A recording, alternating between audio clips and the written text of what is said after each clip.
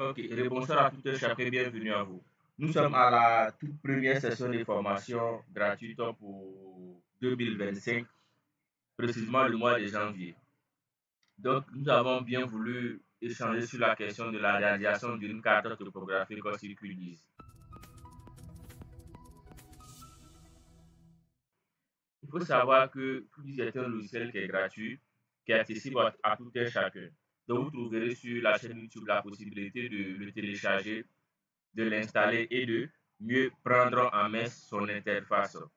Je suis M. Bamba, géographe de formation, responsable de formation chez le cabinet de formation dénommé Labo Service. Nous avons ici la formation sur QGIS et le contenu théorique est ainsi libellé. Réalisation d'une carte topographique sur QGIS.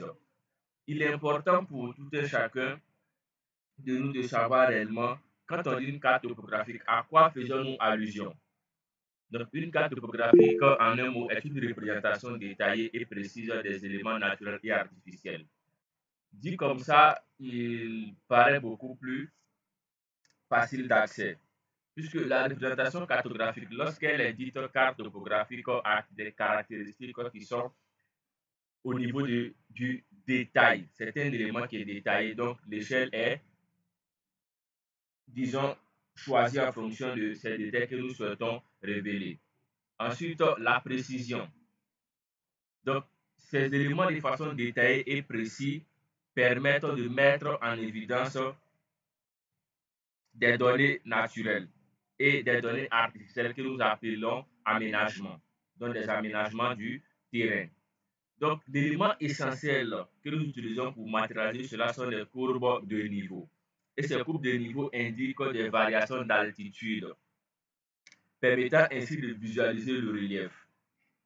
Les éléments couramment représentés incluent les montagnes, qui sont des éléments essentiellement naturels, des rivières, des routes, des bâtiments qui sont ici maintenant des éléments liés à l'aménagement de notre espace de vie.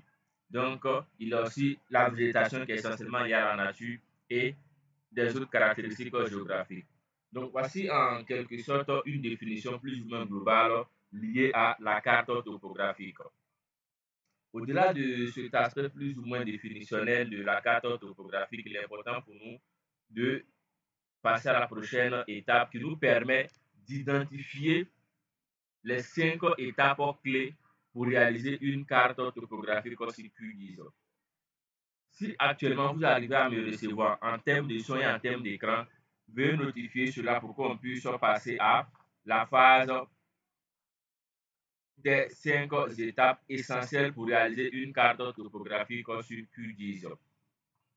Donc, si vous me recevez 5 sur 5, notifiez cela en commentaire avant qu'on ne puisse passer à nos différentes étapes, autrement les 5 étapes clés pour réaliser une carte topographique sur QGIS. Je le dis sur QGIS parce que sur chaque logiciel, la manipulation pourrait varier en fonction du logiciel qui est utilisé. Nous sommes sur QGIS pour ce soir. QGIS. 5 étapes principales. La toute première étape est la suivante. Cette première étape nous permet d'importer le fichier Excel. Puisqu'ici, j'ai bien voulu que nous passions par une étape classique qui consiste à utiliser un fichier Excel. Parce qu'il existe aussi d'autres options pour réaliser la carte topographique sur QGIS. Donc, nous passons par un élément essentiel qui est ici le fichier Excel. Que nous soyons topographes, que nous soyons géologues, que nous soyons miniers, que nous soyons environnementalistes, nous utilisons Excel. Et Excel nous permet de renseigner nos différentes informations, qu'il s'agisse des coordonnées X, Y, qu'il s'agisse d'autres références concernant nos différentes données sur le terrain. Donc, nous utiliserons Excel pour faire cette manipulation. Donc, pour importer le fichier Excel dans le logiciel QGIS, il est important de respecter ces étapes-là. Et à ce niveau, il y a un élément qui est très intéressant que j'ai ajouté par rapport à des contenus que nous avons vus précédemment. C'est-à-dire, après ouverture du logiciel QGIS, il est important pour nous de pouvoir ouvrir QGIS et d'accéder au menu qui est appelé couche. Donc, si vous ne savez pas comment est configurée l'interface graphique de QGIS, il est important pour vous de faire un tour sur la chaîne YouTube. Aujourd'hui, à partir de 10 heures, il a été partagé une vidéo qui concerne la manipulation pratique sur l'interface graphique de QGIS. Donc, quel élément propose QGIS en termes de manipulation? Donc, dans le menu couche, vous avez accès au menu qui est appelé Ajouter couche.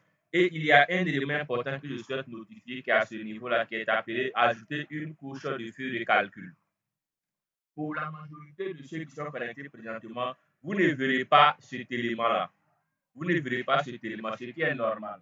Parce que cet élément-là est lié essentiellement à une extension que j'ai installée. Et cette extension, je me souviens bien avoir fait plusieurs vidéos là-dessus, vous permettant de manipuler cette extension et de pouvoir d'abord le télécharger ou la télécharger, l'installer et manipuler de façon plus aisée cette extension. Si vous avez du mal à retrouver cette extension, n'hésitez pas à me notifier cela et nous verrons dans quelle mesure vous envoyez le lien de la vidéo liée aux extensions sur QGIS. Donc voici le premier process théorique.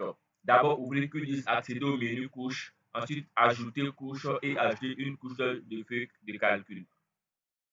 Avant cela, vous avez déjà paramétré votre fichier Excel qui est déjà préparé en amont.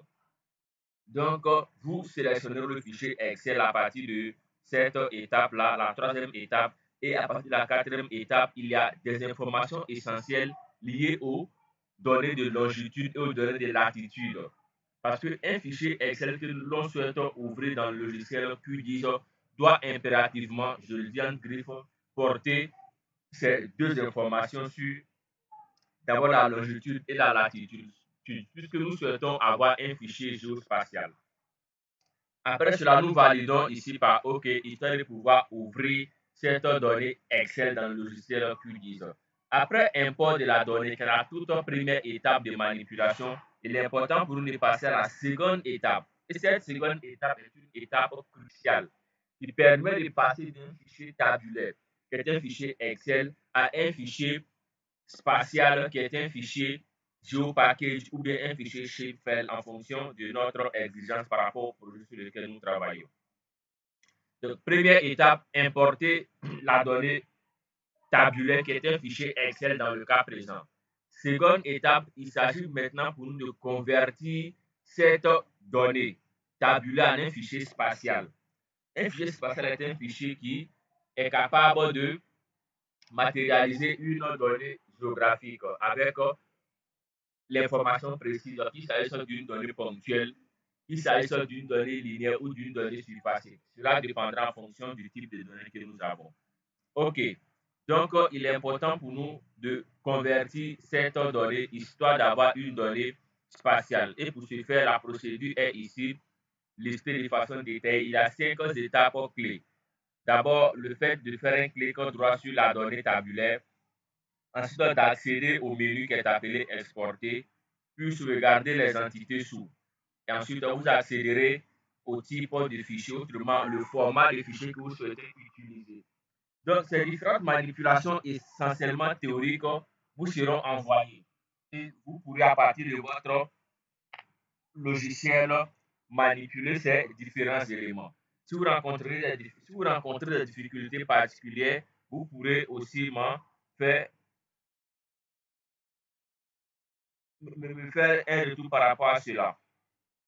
Donc, cette étape de conversion, elle est cruciale. Si vous ne faites pas cette conversion, vous aurez vraiment du mal à poursuivre, disons, la manipulation. Parce que les étapes sont plus ou moins imbriquées. Donc, l'ordre doit être respecté pour avoir le résultat escompté. Donc, après la seconde étape qui consiste, ou disons, après la deuxième étape qui consiste à convertir les données ponctuelles en un fichier spatial, nous passons maintenant à la troisième étape. Et cette troisième étape, aussi importante que la première et la deuxième, autant important autant pour moi que la première et la deuxième, nous permet de faire l'interpolation. Et c'est cette étape-là qui définit la réalisation pratique de la carte topographique. Donc, les deux premières étapes sont les étapes plus ou moins préparatoires. Donc, c'est une étape préliminaire. Autant pour moi, c'est un ensemble d'étapes préliminaires qui nous permet de préparer notre environnement de travail, nos données, histoire de pouvoir accéder maintenant à la troisième étape qui nous permet de créer le fichier d'interpolation. Et l'interpolation, c'est juste une méthode géostatistique qui nous permet, à partir des données existantes, d'estimer la valeur des données manquantes. Donc, c'est simplement cette procédure-là géostatistique qui permet de déterminer des données manquantes à partir de l'existence des données que nous avons déjà dans notre fichier Excel. Et nous utilisons ici essentiellement ces deux options-là. Il existerait aussi d'autres options d'interpolation que nous pourrons utiliser, mais les plus couramment utilisées sont ceux-ci. Voilà. Donc, ce sont des méthodes par triangulation, mais il n'est pas question d'élaborer cette étape-là. Mais s'il y a lieu, nous pouvons aussi avoir des séances sur ces notions de triangulation et même d'autres éléments liés essentiellement à la notion d'interpolation, parce que c'est une notion qui est vraiment beaucoup plus vaste. Donc, après cette troisième étape, qui est l'étape clé de la réalisation elle-même, puisque les deux premières étapes sont les étapes préparatoires. Nous passons maintenant à la quatrième étape, et cette quatrième étape nous permet maintenant de générer les courbes de niveau, car les courbes de niveau sont un élément clé d'une carte topographique. Et ces courbes de niveau, autant pour moi, nous permettent de définir de façon beaucoup plus précise, de façon beaucoup plus détaillée, beaucoup plus claire notre relief.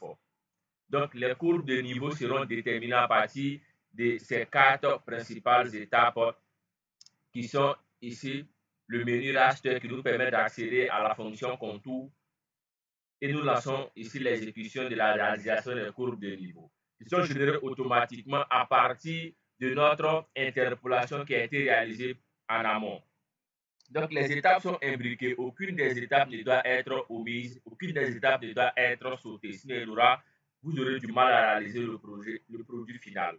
Après cette quatrième étape, la toute cinquième étape, cette étape qui est la mise en page, autrement la réalisation cartographique que nous ne verrons pas. Voilà, histoire de pouvoir conserver plus ou moins un nombre important de contenu dans le temps. Donc, nous verrons que les quatre premières étapes. La cinquième étape qui est la mise en page cartographique, nous ne verrons pas cela. Ben, je vous envoie faire cet exercice-là pour ceux qui sont intéressés et vous pourrez me transférer cela plus tard pour des corrections si possible. Donc, voici ici la fin de cette étape essentiellement théorique et nous allons passer sans plus tarder à l'étape pratique. Mais avant d'y arriver, il serait bien séant de recenser quelques questions s'il y en a et nous allons facilement y répondre pour permettre à tout un chacun de mieux appréhender ce contenu que nous diffusons à l'instant T. Donc, il y a quelques contacts. Lorsque vous recevrez le fichier final qui sera un document PDF, vous pourrez directement cliquer sur les deux liens ici, le lien Facebook et le lien WhatsApp pour accéder directement à un échange privé si cela vous intéresse.